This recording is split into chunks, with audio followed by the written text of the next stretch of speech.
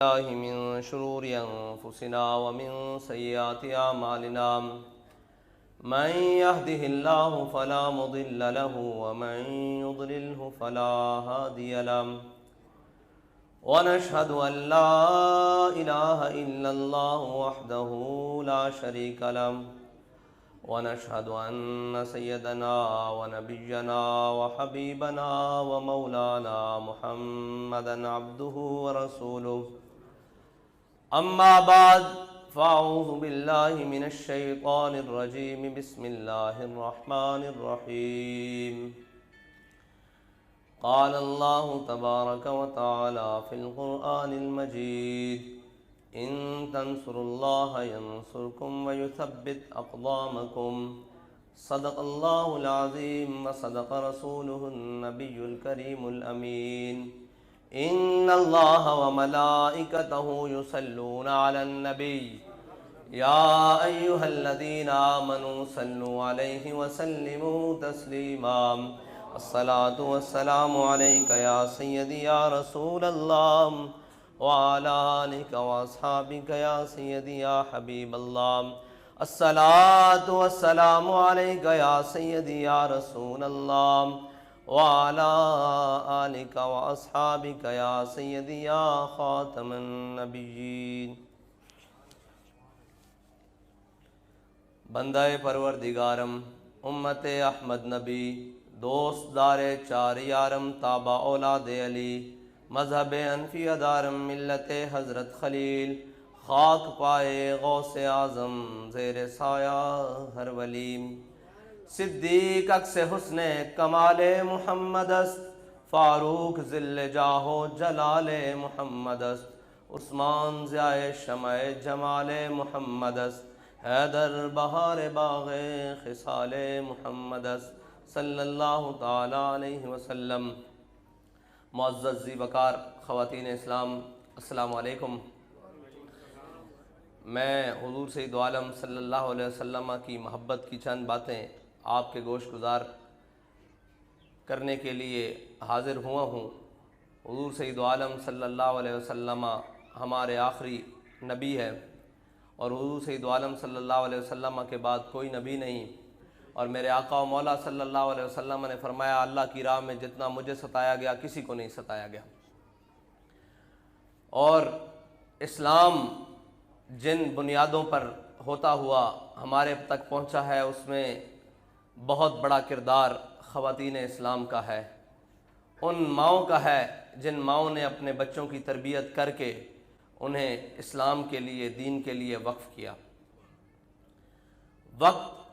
زمانہ تو ایسے ہی گزرتا جاتا ہے، وہ پیٹ کے لیے تیار کیے جائیں، وہ نوکریوں کے لیے تیار کیے جائیں۔ بابا جی فرماتے تھے کہ زندگی اس کے لیے نہیں ملی کہ تم زندگی خواہشات کو پورا کرتے کرتے زندگی گزار دو، زندگی تو اس لیے ملی ہے کہ تم نے حضور سید عالم صلی اللہ علیہ وسلم سے وفا کتنی کی ہے اور کس طرح وفا کرتے ہوئے تم حضور کی بارگاہ میں پیش ہو جاؤ گے۔ زندگی کا مقصد جو ہے وہ حضور سید عالم صلی اللہ علیہ وسلم سے وفا ہے اور ان کے دین کی خدمت ہے، اور حضور سید عالم صلی اللہ علیہ وسلم کے دین کی خدمت کے لیے جو سب سے اہم کردار ہے، جس خدمت کا براہ راست تو نہیں لیکن ہر واسطے سے تعلق ہے، وہ آپ خواتین کا اپنے گھروں میں اپنے بچوں کی تربیت کا ہے، کیونکہ اگر تربیت میں کمی رہ جائے تو وہ شخص کتنے بھی بڑے عہدے پر پہنچ جائے اسے معلوم ہی نہیں ہوتا کہ میں کون ہوں اور کس لیے آیا ہوں اور ہماری تہذیب روایات اور تمدن کیا ہے۔ اگر تربیت میں کمی ہو تو یہ ساری باتیں ہوتی ہیں، اور اگر تربیت میں کمی نہ ہو تو وہ شخص پھر کتنی ہی مشکلات زندگی گزار لے، کتنی ہی باتیں آ جائیں اور ماں سے کہے کہ ماں جی آپ میرے لیے دعا نہیں کرتی، ماؤں کی دعائیں تو بیٹوں کے حق میں قبول ہوتی ہیں، تو آگے سے ماں تربیت کرنے والی بھی وہ ہو کہ جو کہے کہ بیٹا جس لائن میں ہم لگے ہوئے ہیں نا، ہم سے پہلے دکھی اس میں موجود ہیں۔ حضرت امیر المجاہدین کی والدہ نے حضرت امیر المجاہدین کو فرمایا، حضور امیر المجاہدین نے اپنی والدہ سے کہا کہ ماں جی آپ میرے لیے دعا نہیں کرتی، ماؤں کی دعائیں تو بیٹوں کے حق میں قبول ہوتی ہیں۔ تو ماں نے یہ نہیں کہا کہ بیٹا دعائیں تو بڑی کی ہیں رب قبول نہیں کرتا، شکوہ نہیں کیا، بلکہ شکر کے اس مقام پر فائز تھیں۔ کہا بیٹا دعائیں تو آپ کے لیے کرتی ہوں، لیکن جس دکھیوں کی لائن میں ہم لگے ہوئے ہیں نا، ہم سے پہلے وہاں دکھی زیادہ موجود ہیں، پہلے ان کا کام ہوگا، بعد میں ہمارا کام ہوگا۔ جب مائیں اس شکر کے مقام پر بیٹھی ہو نا، تو پھر بیٹے فیض آباد میں ہر ظالم کے سامنے کھڑے ہوتے ہیں، گولیوں کی بچھاڑ میں کھڑے ہوتے ہیں، اور جناب ہر ظالم کی آنکھ میں آنکھ ڈال کر حضور سید عالم صلی اللہ علیہ وسلم کی ختم نبوت کا پرچم بلند کرتے ہیں۔ ختم نبوت زندہ باد، زندہ باد، لبیک لبیک لبیک یا رسول اللہ، لبیک لبیک لبیک یا رسول اللہ۔ اور یہ ماؤں کا جو تربیت کا سلسلہ ہے نا، یہ آج سے نہیں ہے، یہ حضرت ام عمارہ جن کا ذکر ہوا ہے، وہ اپنے بیٹوں کو لے کر جنگ یمامہ میں اپنے بیٹوں کے ساتھ حضور سید عالم صلی اللہ علیہ وسلم کی ختم نبوت کے لیے پہنچ گئی تھی، اور انہوں نے کہا تھا، اور حضرت ام عمارہ کے بیٹے نے ہی پہلے اس مسلمہ کذاب کی طرف حملہ کیا تھا، پھر دوسرا حملہ جو تھا وہ حضرت واشی بن حرب نے کیا اور اپنے نیزے سے اس کو انجام پلایا۔ حضرت ام عمارہ نے اپنے بیٹے کو کہا تھا کہ بیٹا آج میں چاہتی ہوں کہ تم حضور سید عالم صلی اللہ علیہ وسلم کی ختم نبوت کا کام تمام کر دو۔ خود بھی لڑیں، بیٹے بھی قربان کیے۔ حضرت حبیب بن زید انصاری جنہیں حضرت سید عالم صلی اللہ علیہ وسلم کی ختم نبوت کے منکر کے مقابلے میں بھیجا گیا تھا، اس نے آپ کو کھولتے ہوئے تیل میں جلا لیا تھا، لیکن آپ نے انہیں دیکھ کر یہ نہیں کہا کہ جزا فضا کی، بلکہ یہ کہا کہ یا اللہ تیرا شکر ہے، تو نے حضور سید عالم صلی اللہ علیہ وسلم کی ختم نبوت پہ قربان ہونے والے لڑکے کی مجھے ماں بنایا ہے۔ یہ ہے حضور سید عالم صلی اللہ علیہ وسلم کی محبت اور ان کی الفت میں جنہوں نے کلمہ پڑھ لیا۔ اور علامہ اقبال کہتا ہے کہ اے خاتون، تو اپنے آپ کو کمزور نہ سمجھ، تجھے معلوم نہیں ہے کہ اس امت کے سب سے بڑے رجال کا جو دل اور تقدیر بدلی ہے نا، وہ تیرا قرآن سنتے ہوئے بدلی، حضرت جناب عمر کی۔ تو اپنے آپ کو کمزور نہ سن، وہ تو تلوار اٹھا کے لڑنے کے لیے آئے تھے نا، حضرت جناب عمر تلوار اٹھا کے لڑنے کے لیے آئے تھے، لیکن جب دیکھا کہ ہمشیرہ قرآن پڑھ رہی ہیں تو ان کے قرآن کے سوز نے حضرت جناب عمر کی تقدیر بدل کے رکھ دی۔ تو جتنا بڑا تحفہ آپ کے قرآن نے اسلام کو دیا ہے، وہ تقدیر حضور کی دعا، مراد رسول تو وہ ہیں، لیکن انہوں نے جن کے قرآن سن کے اللہ تعالیٰ نے ان کے دل میں ایمان کا سوز پیدا کیا، وہ آپ ہی ہیں نا۔ تو آپ ان کی وارث ہیں۔ اور علامہ اقبال کہتے ہیں کہ میں فریفتہ ہوں ان قوموں پر جن کے ولولوں سے انقلاب پیدا ہوتے ہیں، اور کہتے ہیں کہ اگر تم نے قوموں کے ماضی اور مستقبل کو دیکھنا ہے نا، تو اس قوم کی ماؤں کے پیشانی کو دیکھ لو کہ ان کی قوم کی مائیں کیا کر رہی ہیں۔ اگر وہ حضور سید عالم صلی اللہ علیہ وسلم کے اسوہ حسنہ پر عمل پیرا ہیں، حضور سید عالم صلی اللہ علیہ وسلم کی سنت پر عمل پیرا ہیں، تو پھر یہ یاد رکھ لو کہ دین جلد تخت پر آنے والا ہے، پھر حضور سید عالم صلی اللہ علیہ وسلم کا نظام جلد تخت پر آنے والا ہے۔ اگر وہ اس پر قابل عمل نہیں، عمل پیرا نہیں، اگر وہ حضور کی سنت پر عمل پیرا نہیں، وہ حضرت سیدہ پاک کے اسوہ حسنہ پر عمل پیرا نہیں، تو پھر یہ یاد رکھ لو کہ اس دھرتی پر، اس ملک میں اور اس زمانے میں جلدی خیر کی توقع نہیں۔ تو حضور سید عالم صلی اللہ علیہ وسلم کی محبت میں آپ خواتین نے اب اس پیغام کو ہر خاتون تک پہنچانا ہے، اور یہ بتانا ہے کہ ہم نے وہ لاکھوں اور اربوں روپے کی جو انڈسٹری یورپ نے ہمارے لیے لگائی ہے، وہ ہمارے لیے لگائی نہیں، بلکہ وہ مسلمانوں کے مستقبل کو تباہ کرنے کے لیے لگائی ہے۔ لیکن آپ نے اس انڈسٹری کو ٹھوکر مار کر کہنا ہے کہ مر ہی جاؤں جو اس در سے جاؤں دو قدم، کیا بچے بیمار غم قرب مسیحا چھوڑ کر۔ ہم سب کچھ قبول کر سکتی ہیں، مگر اپنے آقا و مولا صلی اللہ علیہ وسلم کے دامن کو چھوڑ نہیں سکتی۔ ہمیں غربت قبول ہے، ہمیں افلاس قبول ہے، ہمیں جناب کچھ بھی آ جائے قبول ہے، لیکن ہم اپنے آقا و مولا صلی اللہ علیہ وسلم سے وفا کرنا نہیں چھوڑیں گے کسی صورت میں۔ وہ اس لیے کہ حضرت خنسا رضی اللہ تعالیٰ عنہ جب مسلمانوں کو غزوہ جنگ قادسیہ میں ضرورت پڑ گئی نا، تو آپ اپنے چاروں بیوہ بھی تھیں اور چاروں بیٹوں کو لے کر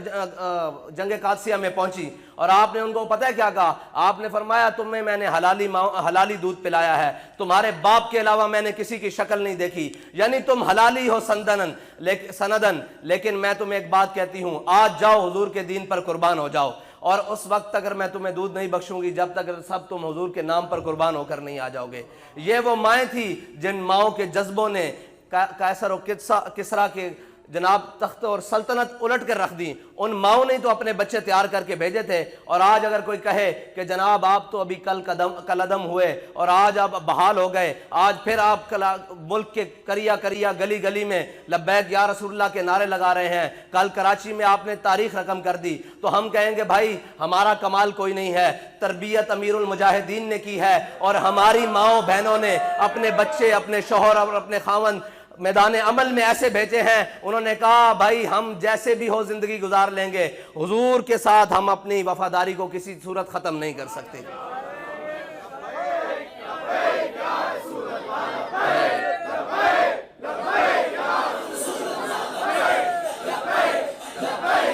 اور ہمیں مشورہ دینے والے بعض احباب کہتے ہیں کہ جی آپ کی خواتین والی سائیڈ نا بہت کمزور ہے. میں نے کہا آپ کو پتہ ہی نہیں, اصل ہماری وہی سائیڈ تو مضبوط ہے. سب سے زیادہ مضبوط تو ہماری وہ سائیڈ ہے, کیونکہ جو نظر بھی نہیں آتی, جو فاحشہ عورتوں کی طرح بے نقاب ہو کر بازاروں میں بھی نہیں آتی, لیکن سارے کام تو ہیں انہی کے, جن کی وجہ سے ہم میدان عمل میں ڈٹ کے کھڑے ہوئے ہیں کہ ہمارے گھر محفوظ ہیں, ہمارے مستقبل محفوظ ہیں, ہمارے بچوں کی اچھی تربیت ہو رہی ہے. ہم انہی کی وجہ سے, ہمارے خاموش سپاہی بلکہ ہماری پوری خاموش یونٹس اور بٹالین ہیں وہ خواتین, جن کی ہماری مائیں بہنیں, جن کی وجہ سے ہم ہر میدان عمل میں کامیاب ہو کر آتے ہیں. جب ضرورت پڑتی ہے بچوں کی, وہ اپنے بچے تیار کر کر بھیجتی ہیں. جب میدان عمل میں چلے جاتے ہیں تو پیچھے مصلے بچھا کر اللہ کے سجدے میں, اللہ کے حضور سجدہ دے کر یہ کہتی ہیں کہ یا اللہ جو ہمارے پاس تھا ہم نے تیرے سپرد کر دیا, اب تو اپنی بارگاہ میں قبول کر لے. ہم اس پر بھی راضی, اگر تو انہیں فتح عطا فرما دے تو ہم اس پر بھی خوش ہیں. زندہ آباد, زندہ آباد.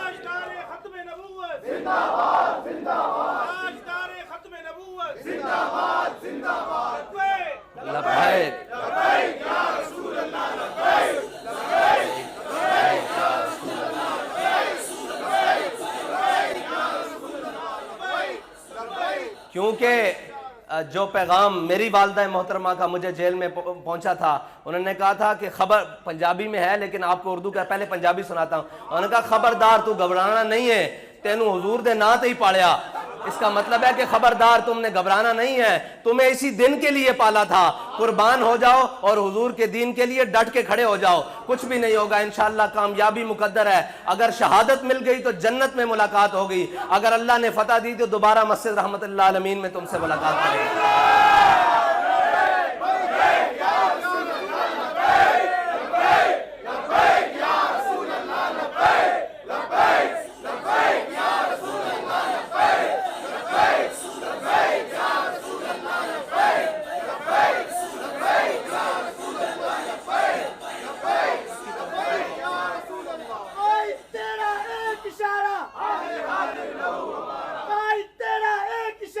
سعد بن معاذ نے حضور سید عالم صلی اللہ علیہ وسلم کو غزوہ بدر کی طرف جاتے ہوئے خوش کیا تھا نا, پھر جب غزوہ خندق کا موقع آیا تو حضرت سعد نے دعا مانگی تھی کہ یا اللہ اگر تیرے حبیب کے خلاف ان مشرکوں نے دوبارہ اکٹھے ہو کر اسی طرح کر و فر سے آنا ہے نا, تو مجھے زندہ رکھنا تاکہ میں ان کا انجام دیکھ لوں, اور اگر انہوں نے نہیں آنا تو پھر مجھے شہادت دے دینا. ہوا یہ کہ حضرت سعد بن معاذ کو رگ اکحل یہاں تیر لگ گیا غزوہ خندق میں, لیکن ابھی حضرت سعد بن معاذ نے اس دعا کے ساتھ اضافہ کیا کہ یا اللہ جب تک میں تیرے حبیب کے ساتھ غداری کرنے والے ان یہودیوں کا انجام دیکھ نہ لوں, اس وقت اگر مجھے موت نہ دینا. تو حضرت سعد بن معاذ کو جب تیر لگ گیا نا, تو حضور سید عالم صلی اللہ علیہ وسلم جب جنگی لباس پہنا ہوا اور حضور سید عالم صلی اللہ علیہ وسلم غزوہ خندق سے واپس تشریف لائے نا, تو حضرت جبریل آ گئے کہ یا رسول اللہ, اللہ تعالیٰ حکم فرماتا ہے کہ پہلے یہودیوں کا فیصلہ کر لیا جائے. تو حضور سید عالم صلی اللہ علیہ وسلم لشکر لے کر جا کر ان بنو قریظہ کا محاصرہ کر لیا. تو اس دوران جب محاصرہ جاری رہا تو بابا جی فرمایا کرتے تھے کہ تو آیا نہ کیوں درتے بد نصیبہ, ہزاراں رنگاں وچ رنگے دے محمد. حضرت سعد نے دعا کی تھی کہ یا اللہ میں تیرے حبیب کے ساتھ غداری کرنے والوں کا جب تک انجام نہ دیکھ لوں مجھے موت نہ دینا. تو حضرت سعد بن معاذ رضی اللہ تعالیٰ عنہ کا خیمہ بھی مسجد نبوی میں لگ گیا. آپ زخمی تھے, آپ کی تیمارداری ہوتی تھی. تو یہودیوں نے ایک دن اعلان کیا کہ یا رسول اللہ ہم آپ کا فیصلہ نہیں مانتے, اگر ہمارے بارے میں فیصلہ کریں نا سعد بن معاذ. دل سے دعا کی تھی نا کہ یا اللہ ان کا انجام میں خود دیکھوں. تو انہوں نے کہا یا رسول اللہ اگر حضرت سعد بن معاذ اگر ہمارے بارے میں فیصلہ کریں تو ہم وہ فیصلہ قبول کریں گے۔ تو حضور سید عالم صلی اللہ علیہ وسلم نے سواری بھیجی، حضرت سعد کو وہاں سے سوار کر کے مسجد نبوی سے بنو قریظہ کے قلعے کے سامنے جب لایا گیا نا، تو پیچھے آپ کی بڑی پرانی دوستیاں تھیں یار، سلام دعا سب کی ہوتی ہے، جب رسول اللہ کی بات آ جائے پھر سب کچھ پیچھے ختم ہو جاتا ہے۔ حضرت سعد بن معاذ کی بڑی یاری دوستیاں تھیں یہودیوں سے پرانی، کلمہ پڑھنے سے پہلے۔ تو جب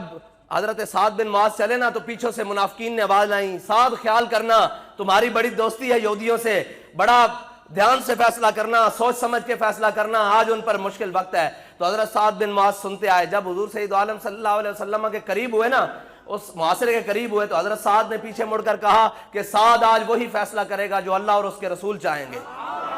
تو حضرت سعد بن معاذ جب حضور سید عالم صلی اللہ علیہ وسلم کے پاس تشریف لائے، تو حضور سید عالم صلی اللہ علیہ وسلم کھڑے ہو گئے اور فرمایا قوموا الی سیدکم، فرمایا کھڑے ہو کر اپنے سردار کا استقبال کرو۔ تو جب حضرت سعد بن معاذ تشریف لائے نا، تو حضرت سعد بن معاذ کو حضور نے فرمایا سعد،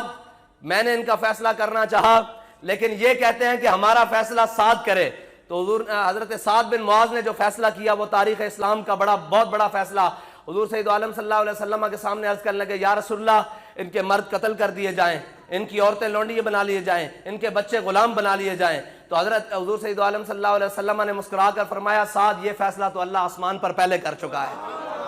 بابا جی یہاں بڑے نقطے کی بات کرتے تھے، بابا جی کہتے تھے اگر وہ حضور سید عالم صلی اللہ علیہ وسلم سے فیصلہ کرواتے نا تو فتح مکہ کی طرح سب کو معافی مل جانی تھی۔ وہ آئے حضرت سعد کے، تو رب کو یہ گوارا نہیں تھا کہ حضور سے غداری کرنے والوں کو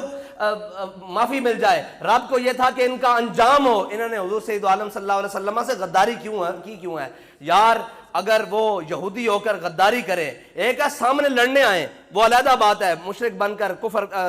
جنگ لڑنے آئے، ان میں سے تو کئیوں کو کلمہ نصیب ہو گیا، لیکن انہوں نے چھپ کر حضور سے غداری کی۔ تو یہودی غداری کرے تو اس کے لیے معافی نہیں ہے، اور جو کلمہ پڑھ کر کہے کہ جناب یہ سب کچھ ٹھیک ہے لیکن حضور کی ناموس کے لیے یہ کیا معاملہ، آپ کیا سمجھتے ہیں اس کے لیے معافی ہو جائے گی؟ حضرت سعد بن معاذ نے جب یہ سارا کچھ فیصلہ کر لیا، آپ واپس آئے، آپ نے یہودیوں کا انجام بھی دیکھ لیا، حضرت سعد بن معاذ کا وہ زخم دوبارہ کھل گیا، دعا قبول ہو گئی نا، انجام دیکھ لیا، دعا قبول ہو گئی۔ تو حضرت سعد بن معاذ کا جب وہ دوبارہ زخم کھلا تو حضور سید عالم صلی اللہ علیہ وسلم مسجد نبوی میں تشریف لائے۔ تو حضور سید عالم صلی اللہ علیہ وسلم نے دیکھا کہ حضرت سعد بن معاذ کا وہ رگ اکل سے خون بہ رہا ہے، تو حضور نے حضرت سعد بن معاذ کا وہ ہاتھ پکڑ کر اپنے سر اقدس پر رکھ دیا، اور جب سر اقدس پر رکھا تو وہ خون بہ کر حضور کی چشمان مبارک سے، داڑھی مبارک سے، چہرہ انور سے بہنے لگا۔ تو حضور سید عالم صلی اللہ علیہ وسلم نے حضرت سعد بن معاذ کو یہ پیغام دیا کہ سعد دیکھ، تو نے بدر کی جانب جاتے ہوئے ہمیں ہنسایا تھا نا، آج دیکھ ہم تیرا خون بھی اپنے چہرے کے اوپر لے رہے ہیں۔ صحابہ کہتے ہم ہاتھ کو پیچھے کرتے، حضور اٹھا کر پھر سر پر رکھ لیتے، صحابہ کہتے پھر پیچھے کرتے، حضور سید عالم صلی اللہ علیہ وسلم حضرت سعد بن معاذ کا ہاتھ اوپر سر پر رکھ لیتے۔ اس دوران حضرت سعد بن معاذ کو گھر منتقل کر دیا گیا، اور حضور سید عالم صلی اللہ علیہ وسلم کے پاس خبر پہنچی کہ حضرت سعد بن معاذ دنیا سے تشریف لے گئے ہیں۔ تو حضرت سعد بن معاذ جب دنیا سے تشریف لے گئے ہیں تو حضور سید عالم صلی اللہ علیہ وسلم حضرت سعد کے جسد انور کی طرف اتنی تیزی سے چلے کہ صحابہ کہتے ہیں حضور پہلے کبھی اتنی تیزی سے نہیں چلے، ہماری کندھوں کی چادریں گر گئیں، ہماری باؤں کی جوتوں کی تسمے ٹوٹ گئے، اتنی تیزی سے چلے۔ اور حضور سید عالم صلی اللہ علیہ وسلم جس کمرے میں حضرت سعد بن معاذ کا جسد انور پڑا تھا نا، حضور سید عالم صلی اللہ علیہ وسلم نے احتیاط سے پاؤں رکھے۔ صحابہ نے کہا یا رسول اللہ یہ کیا ماجرا ہے، اس کمرے میں تو کوئی ہے نہیں۔ فرمایا سعد کا جنازہ اٹھانے کے لیے اللہ نے آسمان سے 70,000 فرشتے بھیج دیے ہیں۔ تو کہا یا رسول اللہ آپ اتنی تیزی سے کیوں چلے؟ فرمایا مجھے ڈر تھا کہ کہیں اس کو غسل دلانے کے لیے فرشتے آسمان پر نہ لے جائیں۔ اور جب حضرت سعد بن معاذ کی تدفین ہو گئی تو حضرت سعد بن معاذ کی نا والدہ وہ پاس کھڑی، 32 سال کے نوجوان ہیں، 33 سال کے حضرت سعد بن معاذ، تو وہ رو رہے۔ حضور سید عالم صلی اللہ علیہ وسلم نے حضرت سعد بن معاذ کی ماں کو کہا کہ اے سعد بن معاذ کی ماں اب چپ ہو جا، اللہ تعالیٰ جس کو بھی ملا ہے عالم برزخ میں کسی کو کبھی ہنستے ہوئے نہیں ملا، جب تیرا بیٹا پہنچا ہے اللہ تعالیٰ اس کو مسکراتے ہوئے اپنی شان کے مطابق ملا ہے۔ یہ حضور سید عالم صلی اللہ علیہ وسلم سے وفا کا انجام۔ اور غزوہ احد کے موقع پر حضرت سعد بن معاذ نے حضور سید عالم صلی اللہ علیہ وسلم کے گھوڑے کی لگامیں پکڑی ہوئی اور جا رہے، آگے سے حضرت سعد بن معاذ کی والدہ آ گئی تھیں، وہی والدہ۔ تو حضور سید عالم صلی اللہ علیہ حضرت سعد بن معاذ کے بھائی سکے وہ جناب شہید ہو گئے تھے غزوہ احد میں۔ حضور نے جب ان سے جناب تعزیت کرنی چاہیے تو انہوں نے کہا یا رسول اللہ میں اپنے بیٹے کے لیے نہیں آئی، میں تو یہ دیکھنے کے لیے ہوں کہ آپ کیسے ہیں، جب آپ سلامت ہیں تو ہمیں کوئی مصیبت کوئی پریشانی پریشان کر سکتی ہے؟ یہ حضور سید عالم صلی اللہ علیہ وسلم، حضور سید عالم صلی اللہ علیہ وسلم کا دین سلامت رہے، آپ کی ناموس پر ہم حرف نہیں آنے دیں گے، جب ان کی ناموس اور ان کی ختم نبوت کا بول بالا ہے تو ہم سب بھی قربان ہو جائیں، یہ قربانی تھوڑی ہے۔ سیدی مرشدی یا نبی غلام ہے رسول کے غلام ہے، موت بھی قبول ہے، تاجدار ختم نبوت زندہ باد۔ اور مسلمانوں کی مائیں وہ نہیں ہوتی کہ جن کے فیشن اور جن کی مسلمانوں کی مائیں وہ نہیں ہوتی کہ جو غیروں کے اغیار اور طریقہ ہاتھ پر چلیں، بلکہ علامہ اقبال کرتا ہے سیرت فرزندہاز از امہات اور جوہر صدق و صفات از امہات۔ علامہ اقبال مسلمانوں کی ماؤں سے مخاطب ہو کر کہتا ہے کہ تو نے اپنے کردار کو بڑا بلند رکھنا ہے، تو نے اپنے کردار کو بڑا مضبوط رکھنا ہے، ابھی تیری گود میں کوئی محمود غزنوی آنے والا ہے، ابھی تیری گود میں کوئی صلاح الدین ایوبی آنے والا ہے، ابھی تیری گود میں کوئی محمد بن قاسم آنے والا ہے، ابھی تیری گود میں کوئی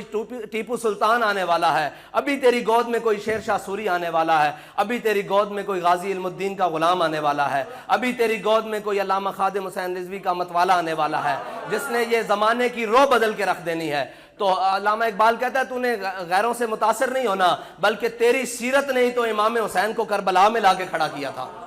تیری سیرت نے اور تیری تربیت نے ہی تو امام حسین کو ظالم کے خلاف پنجہ استبداد کو توڑنے کے لیے کھڑا کیا تھا۔ تو اللہ تعالیٰ نے مسلمان ماؤں اور بہنوں کو اس لیے نہیں بنایا کہ وہ زینت اور بناؤ سنگار کر کے بازاروں میں پھریں، بلکہ ان کو اس لیے بنایا ہے کہ وہ پورے زمانے کے لیے معیار بنے کہ مسلمانوں کی مائیں اور بہنیں وہ ہوتی ہیں جن کا آنچل نہ دیکھا مہر و ماہ نے، جن کے آنچل کو سورج اور چاند نہیں دیکھ سکتے، ان کے گودوں میں پھر امام حسین پیدا ہوتے ہیں۔ تو ہمیں اپنے کردار کو، اپنے اخلاق کو، اپنے اطوار کو زمانے سے جدا رکھنا ہے، اس لیے کہ ہمارے دلوں میں حضور سید عالم صلی اللہ علیہ وسلم کی محبت موجود ہے۔ اور میں نے تو یہ پہلے بھی کہا تھا کہ اگرچہ یورپ نے بڑی کوشش کی، بڑا کام کیا، بڑی بے حیائی پھیلانے کی کوشش کی، ہماری ماؤں اور بہنوں کے سروں سے دوپٹہ سرکانے کی کوشش کی، اگرچہ اس میں تھوڑا بہت وہ کامیاب بھی ہوا ہوگا، لیکن میں ایک بات کہتا ہوں، سر سے دوپٹہ ضرور سرکا ہے، دل سے عشق رسول کا سودا گیا نہیں ہے۔ وہ کسی حالت میں بھی ہو وہ یہ ضرور کہتی ہیں کہ ہم اپنے آقا و مولا صلی اللہ علیہ وسلم کو اپنا آخری آسرا سمجھتی ہیں، جن سے ہم نے حوض کوثر پر جام پینے ہیں، جن سے ہم نے حشر کے دن شفاعت لینی ہے، اور جن کی صدا سے ہم نے پل صراط سے گزرنا ہے کہ رب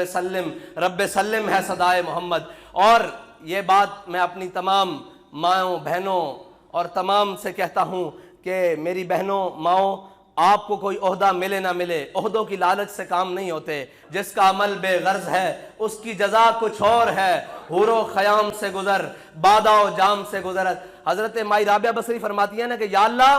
اگر میں تیرے خوف سے اور تیرے جہنم کے خوف سے، عذاب کے ڈر سے عبادت کرتی ہوں تو مجھے جہنم ضرور دینا، اور اگر میں تیری جنت کی لالچ میں عبادت کرتی ہوں تو مجھے جنت سے محروم رکھنا۔ یاد رکھنا میں تو تیری رضا کے لیے عبادت کرتی ہوں، میں تو تیری رضا کے لیے ہر عمل کرتی ہوں، تو ہمارا عمل بھی ہر اللہ اور اس کے رسول کی رضا کے لیے ہونا چاہیے۔ عہدہ ملے نہ ملے، کوئی بات سنے نہ سنے، مشکلات آتی ہیں، جب کام بڑھتے ہیں پھر مسائل بھی آتے ہیں، لیکن ہم نے اپنے جذبوں کو جوا رکھنا ہے، اور اس صورت میں جوا رکھنا ہے۔ میں آج سفر کرتے ہوئے کل پرسوں سوچ رہا تھا کہ ہم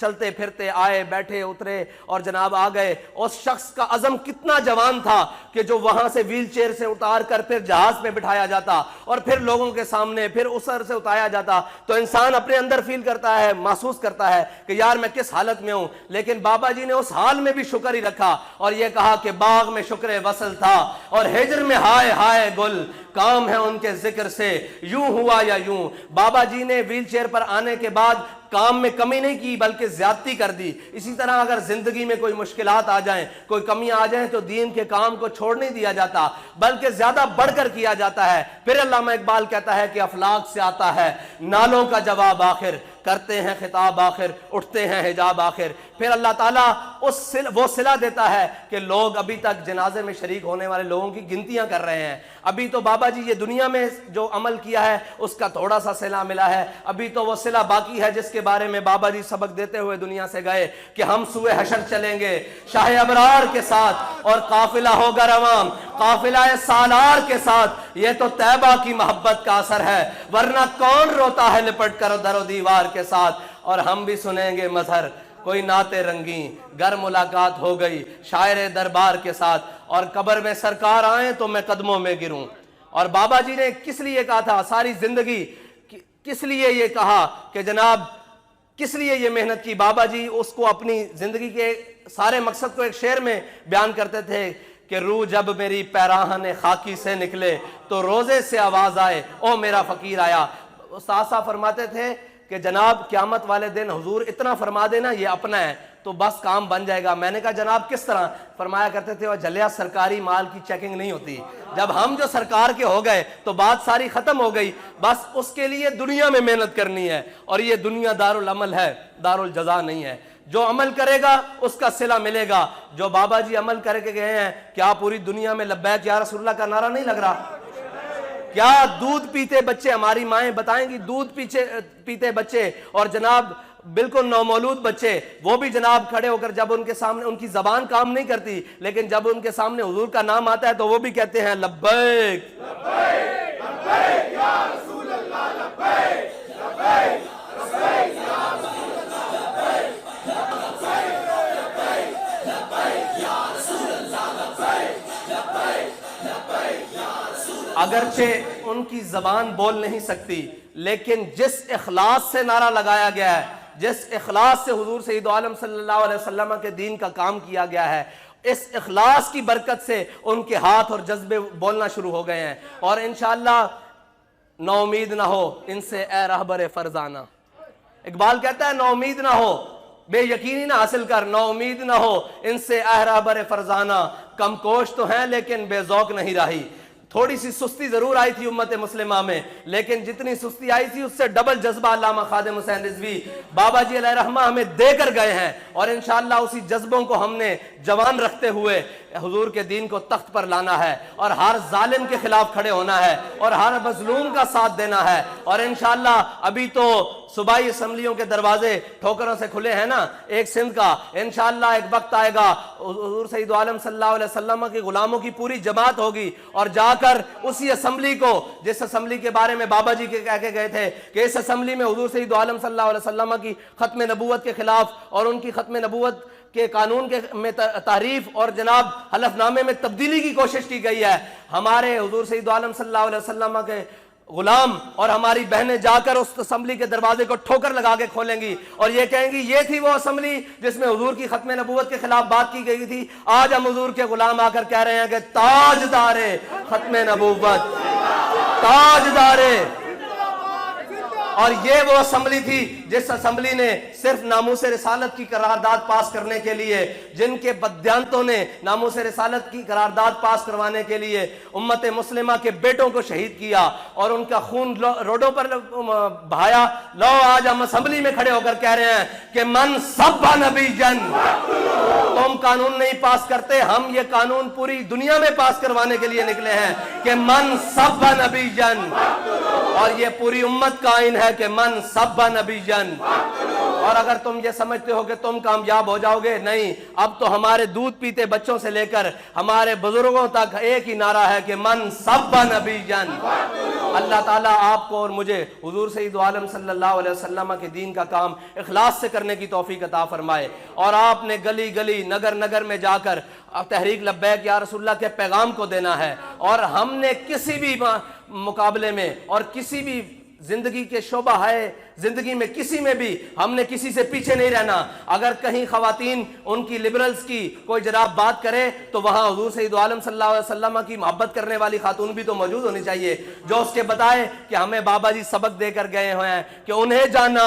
انہیں مانا، نہ بھٹوں کو جانا، نہ شیر کو جانا، نہ تیر کو جانا، نہ بلے کو جانا، نہ پتنگ کو جانا، بس انہیں جانا،